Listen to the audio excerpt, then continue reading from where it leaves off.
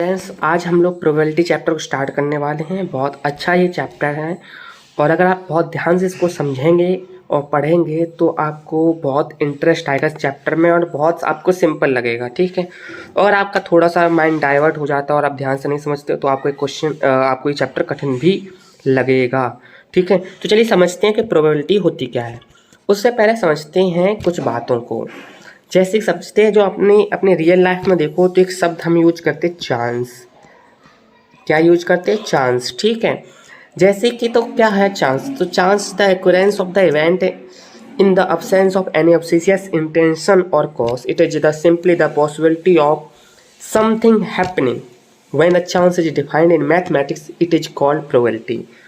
इसका मतलब क्या हुआ, इसको सिंपली समझो। जैसे कि देखो, आप ना, आपके पास देखो यहाँ पर लिया है मैंने, सिक्के ले लिए ये दो। आपके पास एक सिक्का था। ठीक है, अब अगर आप इस सिक्के को उछालोगे, टॉस करोगे, ठीक है, तो आपके पास क्या चांस होंगे? मैंने क्या बोला? आपके पास क्या चांस होंगे? ठीक है, तो आपके पास दो चांस होंगे।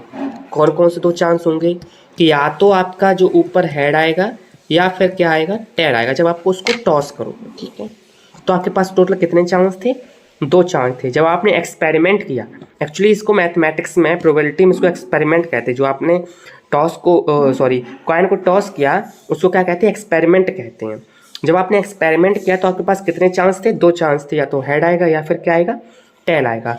ये जो चांस होता है इसी को हम क्या कहते हैं? प्रोबेबिलिटी कहते हैं। ठीक, इसी चांस को कहेंगे प्रोबेबिलिटी। तो ये आपके पास दो चांस थे जिसको हम क्या कहेंगे मैथमेटिक्स में? प्रोबेबिलिटी कहेंगे।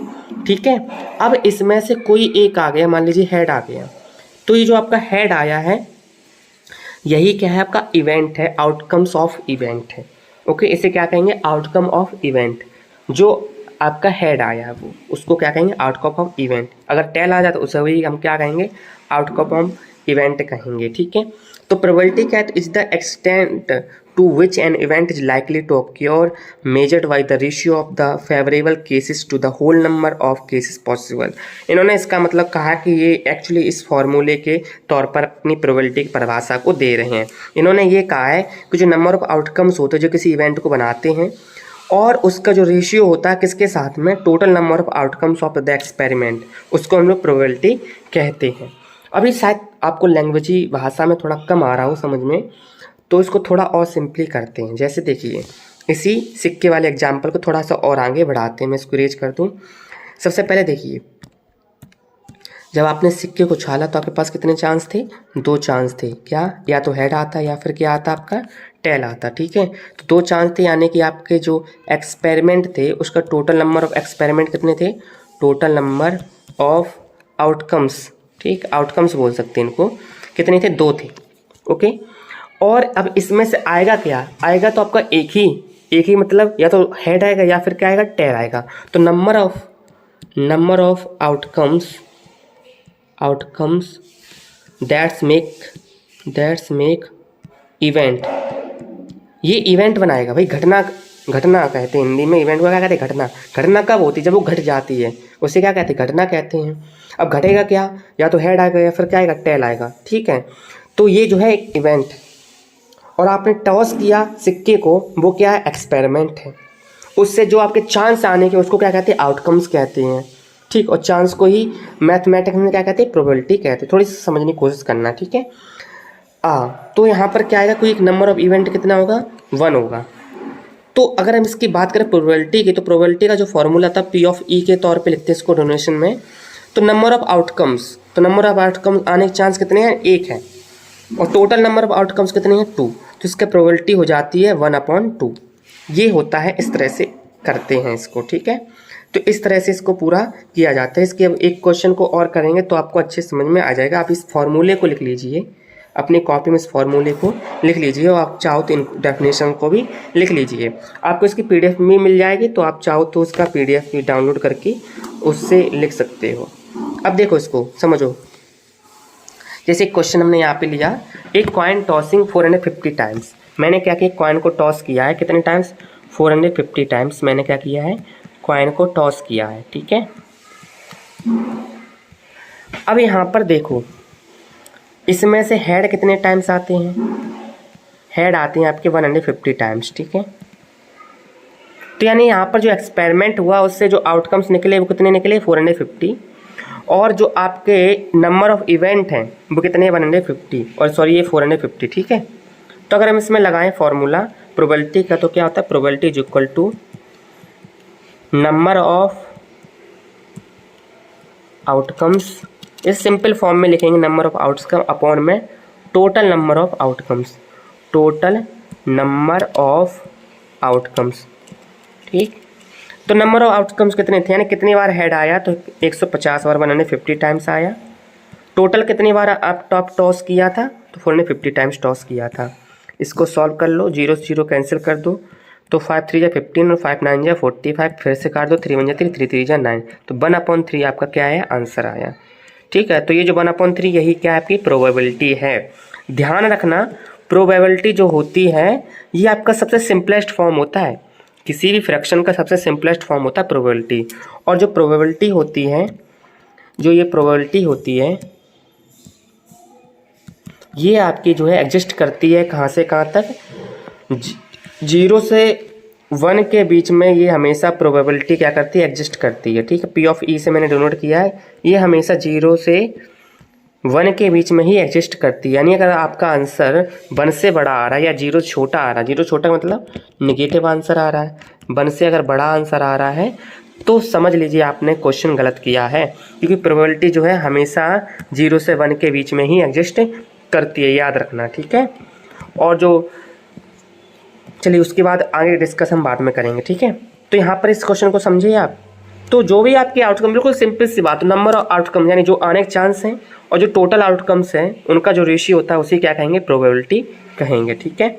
एक और देखो क्वेश्चन, जैसे यहाँ पर एक्चुअली क्वेश्चन थोड़ा सा एरर है, इस क्वेश्चन में एक्चुअली यहाँ पर फिगर नहीं बना है, तो इसको मैं बाद में बता दूंगा, ठीक है।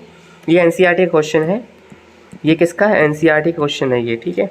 चलिए आगे बढ़ते हैं। क्वेश्चन नंबर 3 देखिए, अ dice is throne 75 times.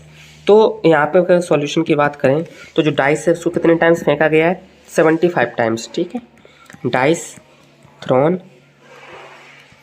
75 times. तो एक बात समझिए, पहले तो थोड़ा सा डाइस के बारे में भी समझ लेते, थोड़ा सा आगे फिर से जाते हैं, डाइस के बारे में समझते हैं।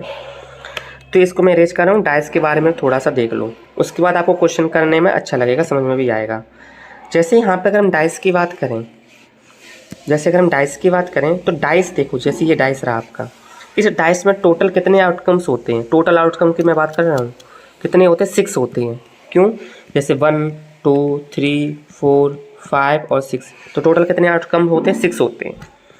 जब आप पासे को फेंकते हो, डाइस को फेंकते हो, तो जो सबसे ऊपर के जो फ्रंट में जो आपका नंबर आता है उसी को आप देखते हो, और फ्रंट में नंबर कितना आएगा, कम एक ही तो आएगा, यानी या तो 1 आएगा, 2 आएगा, 3 आएगा, 4 आएगा, या फिर 5 आएगा, या फिर 6 आएगा, यानी मतलब एक ही नंबर ऊपर आ सकता है।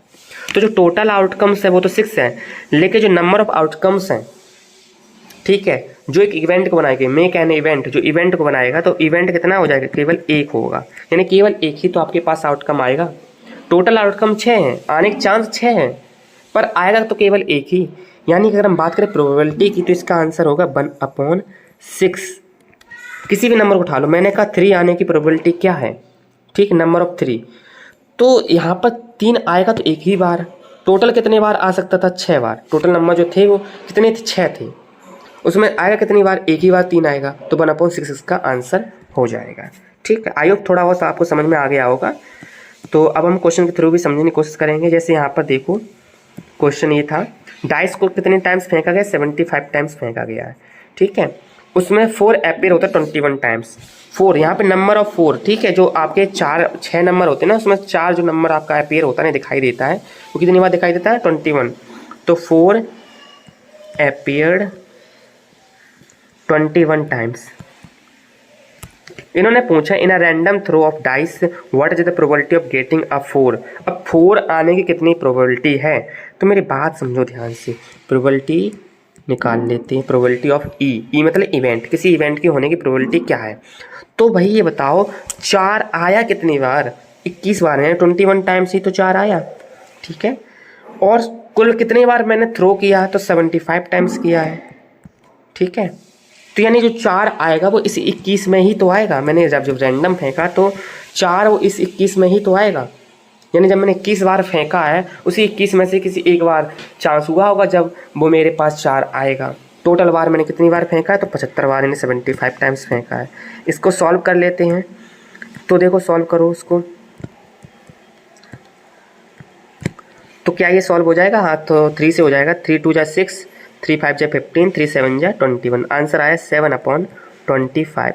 और ये आपका क्या है? आंसर है। ठीक है। अगर आपको थोड़ा अंदर तक आपको डीपली चीज़ें नहीं समझ में आ रही तो आप बस इतना समझ लो, जो नंबर ऑफ आउटकम्स हैं, बस इतना दिमाग में रखो, नंबर ऑफ आउटकम मेक मतलब बनाते हैं, एन इवेंट, एक इवेंट को बना रहे हैं, वो आपके ऊपर होंगे और जो टोटल नंबर ऑफ आउटकम्स है वो नीचे रखी जाएंगे। सॉल्व कर डालो और आपका आंसर आ जाएगा। ठीक है। अभी आपको अगर ज़्यादा डीपली नहीं समझ में आया तो कोई दिक्कत की बात नहीं है। तो अभी आप इतना ही समझ के रखिए, थोड़ा सा प्रैक्टिस कीजिए अपनी बुक से। अब हम लोग नेक्स्ट वीडियो में क्वेश्चन करेंगे और भी ढेर सारे। ठीक है।